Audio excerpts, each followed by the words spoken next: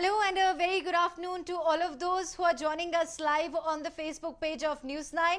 I'm Neha Bhan and joining us today is also my colleague Deepak, and we will be talking about the fact that India has crossed a grim milestone of 10 lakh cases today and on expected lines. Besides this, India also registered a biggest single day spike of in COVID-19 cases.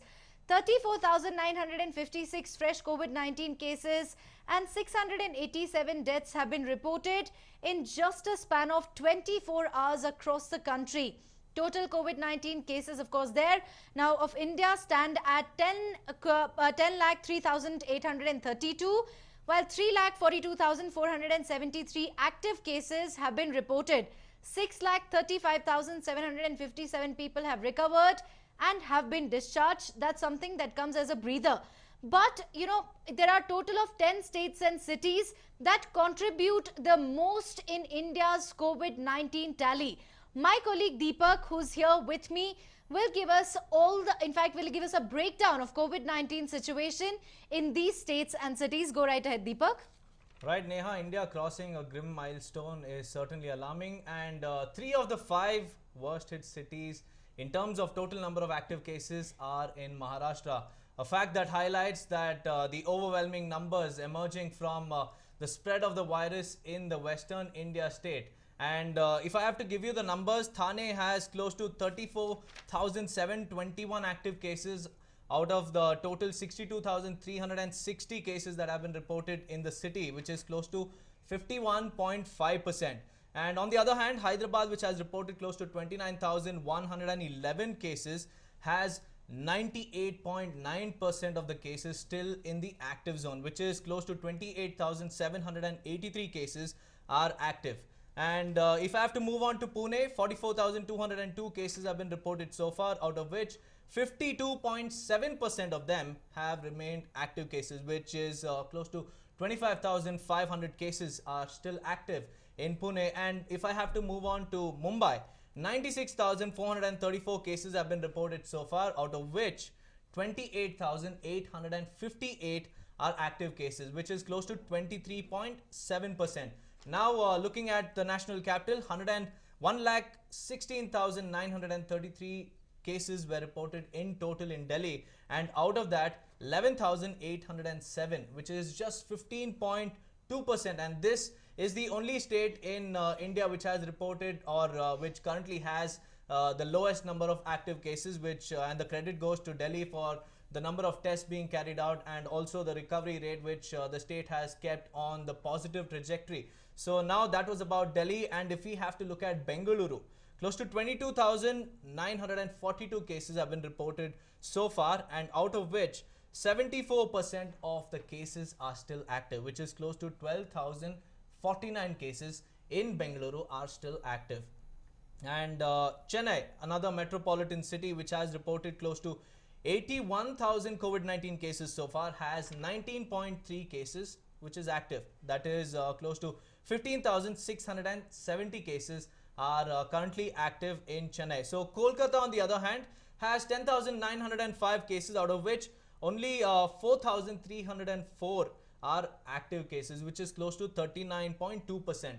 And on the other hand, Guwahati, which has reported 8,832 cases in total, has over 42% still as active cases, which is 4,220. Ahmedabad, on the other hand, has close to 24,000 cases, and out of which only 15.4% are active. That is 3,633. So if you have to look at this data, close to 3 cities from Maharashtra are in this list, and along with that, there are also 3 South Indian cities as well, which is Hyderabad, Bengaluru and Chennai. So a total of 6 cities, 3 from Maharashtra and 3 from South India, have contributed to the total number of active cases in the country. And now, if I have to tell you about the states, the top 10 states which contribute to the active cases in India, we'll start off with Maharashtra, which is close to 2,84,281 cases have been and is reported also the so worst far. affected state. Yeah, it is the worst affected state in the country so far.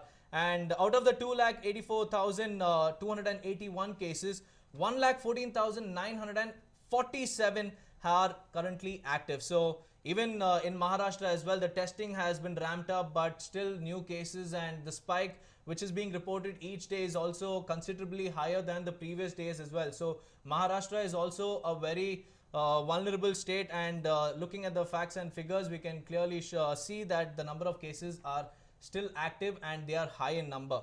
Now, if we have to look at Tamil Nadu, which has reported close to 1,56,639 cases so far, it has 46,717 active cases. And Karnataka, on the other hand, has more than 50% of the cases which are in total are active, which is 51,422 cases have been reported so far, out of which 30,661 cases are still active in the state. And not to mention that Karnataka has now overtaken Gujarat and is at the 4th spot when it comes to the worst affected state. Right, and also contributing to the number of active cases is also the backlog in the testing, because there are still thousands of samples which have not yet been tested and the results are still awaited. So with this, contributing to the active cases, Karnataka may as well reach the #1 spot, given the fact that IISc scientists have said that the cases could rise to close to 60 lakhs by September. So that was about Karnataka, and all eyes are on this South Indian state as well. Now moving on to Delhi, which has reported 118,645 cases, has just 17,407 active cases, which is silver lining to the entire list of state which have the highest number of active cases. Delhi has the lowest active cases compared to the total cases which it has on the whole. And now moving on to Andhra Pradesh, which has close to 38,044 cases, has close to 50% of it is currently active, which is 18,159 cases are currently active in Andhra Pradesh. Now Uttar Pradesh as well has reported 43,441 cases so far, out of which less than 50% of it is active, which is 15,720. Telangana, on the other hand, has reported 41,018 cases so far, out of which 15,720 are active cases. West Bengal also has seen a steep rise in the number of cases over the last 24 hours, taking the total tally to 36,117, out of which 13,679 are currently active, which goes on to show that the testing has to be ramped up in this state as well. And Gujarat, which was in the 4th spot, has now come down with as the active cases in Gujarat is less than 40% of the total cases, which is close to 45,481 cases have been reported so far, out of which 11,289 are active cases. And Bihar, last but not the least, Bihar has reported 21,764 cases in total, out of which 7,549 are active cases. So if I have to give you a total tally, all of these 10 states together have accounted for close to 8,36,852 cases in total of COVID-19 cases, and out of these 2,76,128 are active, and the total active cases in the country stands at 3,42,473, out of which these 10 states alone contribute to close to 90% of the active cases. Massive. Well, yeah, that is quite a massive number. Well, Neha too has some data with which she will narrate to you as to how India's road to 1 million look like. Absolutely, Deepak. You know, the data which you just gave us was certainly very alarming as to how the states and cities have contributed to the active cases in the country. Now, Deepak, you see India's trajectory of total cases until, June 7, which is 98 days from the first case in the country, India had reported 2,57,328 cases, and by the 26th of June, the total number of cases increased to 5,09,306. And for it to reach 500,000 mark from, of course, to over 2.5 lakh cases, it took India just 19 days. And it didn't stop there, Deepak.